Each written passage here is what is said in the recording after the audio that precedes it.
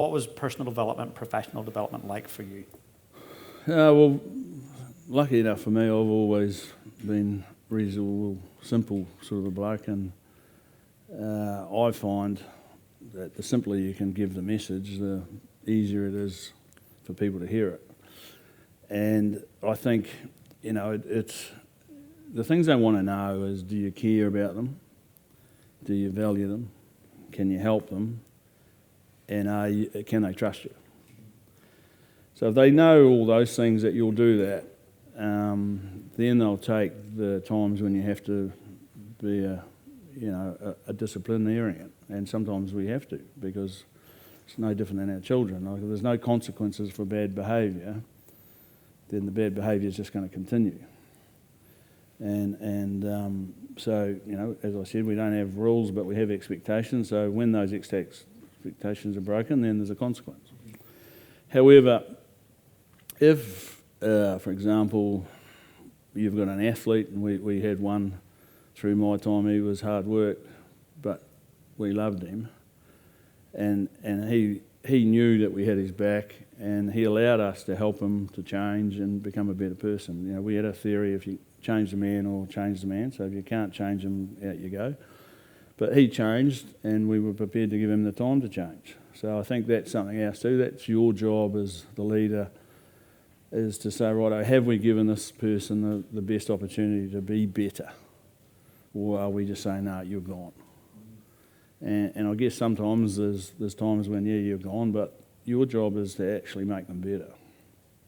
That's why you've been given the opportunity to lead, if that makes sense. Yeah, 100%. And the vulnerability, I think, that's how you get the trust. Like, I didn't ever feel, I probably did when I first started coaching. I felt I had to know everything, but I didn't, and I still don't. But what's better is if you get asked a question, how do I do this? Well, actually, I don't know, but I'll find someone that does, and we'll get that sorted. Give me some time.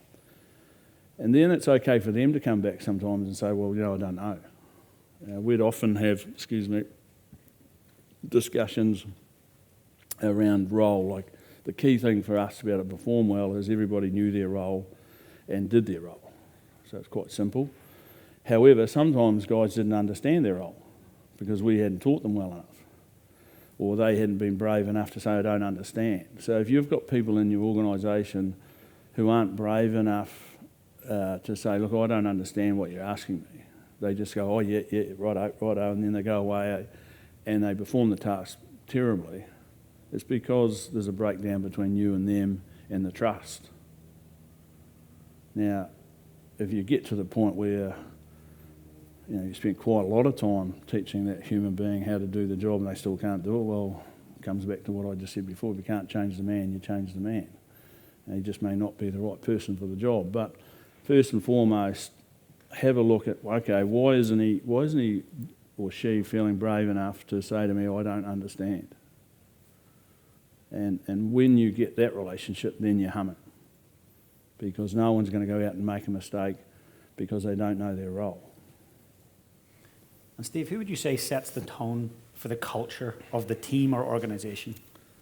Oh, the head man does. So top down. The top down. And like your culture, everyone talks about culture, and it's not that difficult culture.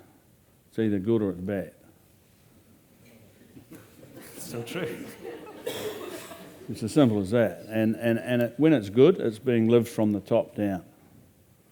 When it's bad, the top think the bottom should do it, but they don't care about it.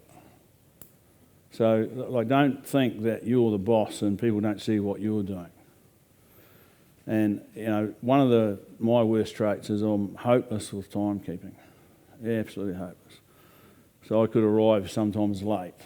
And I knew I'd been late to a couple of meetings, and no one had said anything, and, I'd come in and say, oh, sorry, and it means nothing, because you were late.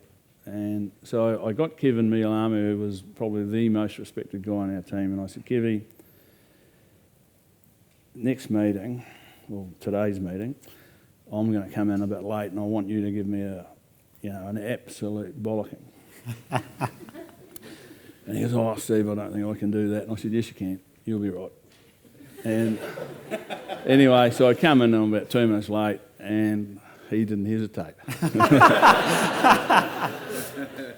But it was brilliant. Like, everybody in the room's ass moved from the back of the chair to the front of their chair, and like, everyone's on red alert. Jesus, the boss is getting it.